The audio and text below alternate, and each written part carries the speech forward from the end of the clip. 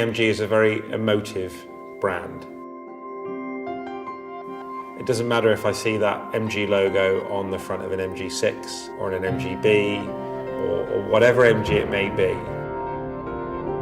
To me, it's a very emotional thing. I love the brand because it's an instant connection to my childhood.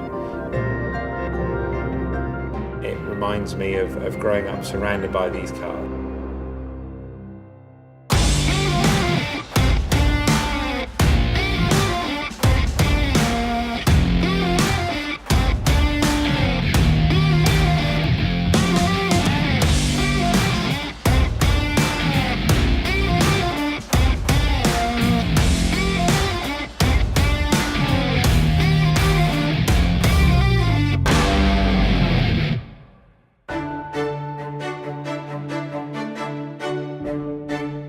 Morris Garages, a brand like fine wine, has aged gracefully over the years.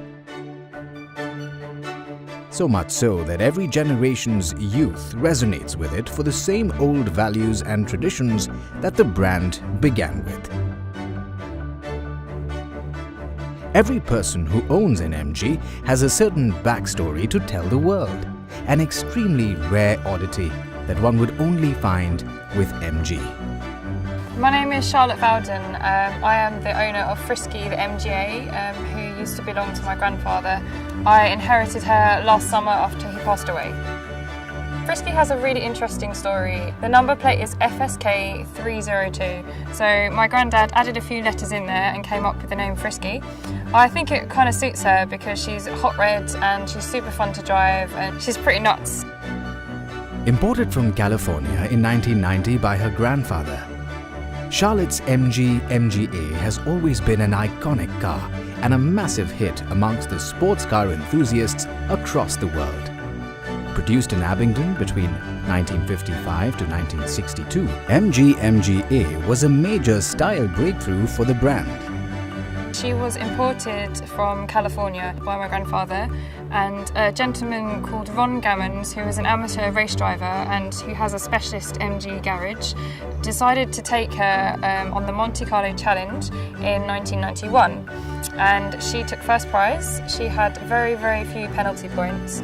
And so that's one of the kind of highlights of her history that I know about, because that's when she was in the UK. After that, my granddad took on full ownership and then spent almost 30 years driving her around the UK, going through Europe, France, down to Cornwall in England, all those sorts of things. Years of history with the car and the love for her grandfather drew Charlotte even closer to Frisky. Her knowledge of the car's history shows that it's not just a car to their family, it's a piece of himself that her grandfather left behind. But yeah, I've got a lifetime's worth of memories as a passenger. And last summer, I became the driver. And it's kind of scary because it's a big responsibility because there's a huge emotional connection to the car, but also a responsible connection as well, in the sense that, you know, this isn't something that you can just swing around a roundabout and put your foot down. Every time I start the engine up, I am always thinking that it might not start because it depends on temperature and stuff like that. So every time you turn the key and she goes, I'm just like, yes. So the first thing I feel is relief that the engine's going. Charlotte's mother believes that the car was meant to be owned by Charlotte, since she was the only one who could understand her grandfather's love for car and also take the legacy to the future generations. My father had a love of cars from a very young age. On his passing, I was torn a little bit as to what to do with the car, but Charlotte has taken a very keen interest in the car, and I think he's passed that interest onto her, and she loves it. Oh, it's an old Safety Fast magazine, that one, isn't it? That's Frisky. Of course it is. And look, Monte Carlo on the front.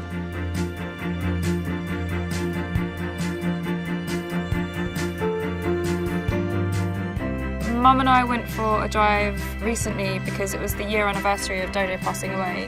We thought it would be really fitting after a year anniversary of my grandfather passing away to take the car out and retrace some of the roads that he would have taken her on when he was alive. It's quite common for MGs to be passed from one generation to another. That was certainly the case in my family. And we've got lots of members throughout the club. People like Charlotte with her grandfather's MGA. We've come across dozens and dozens of people with stories that connect their MG to their family. And when there are restorers like Liam Murphy who drive their passion into energy and give old vintage cars a new lease of life. In this case, Liam's latest project is the little blue MG, as he fondly calls it.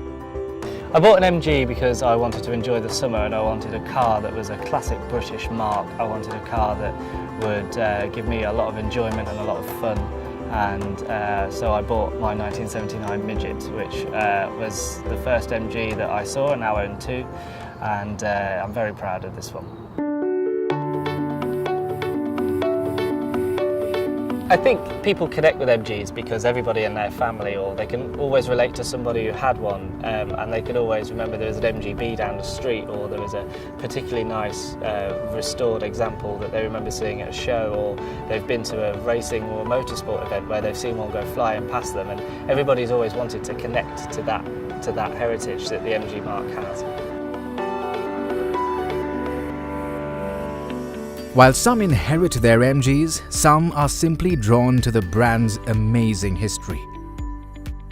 Liam Murphy is a young restorer who certainly falls in the latter category.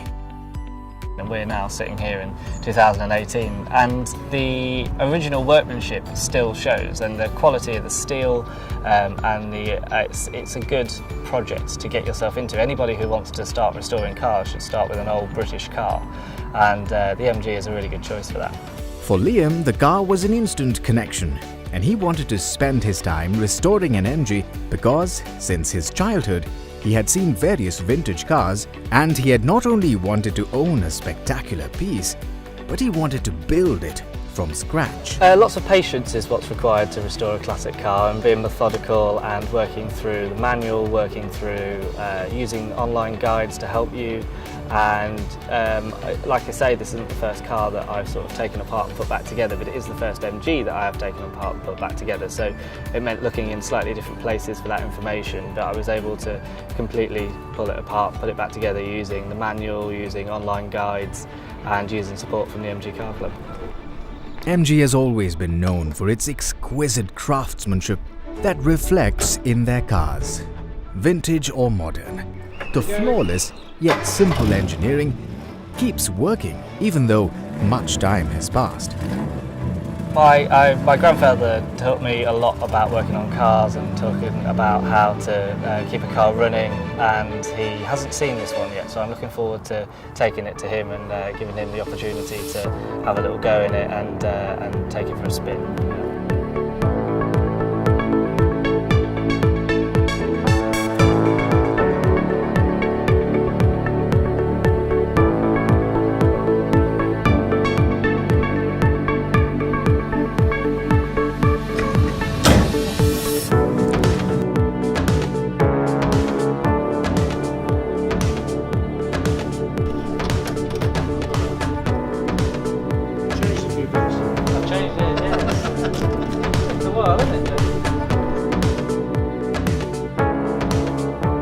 For young MG owners like Charlotte and Liam, MG stands for style. As they drive into the sparkling sunshine in the unpredictable British weather, one can't help but stare at their speed machines breeze past, possibly into another 100 years of awe.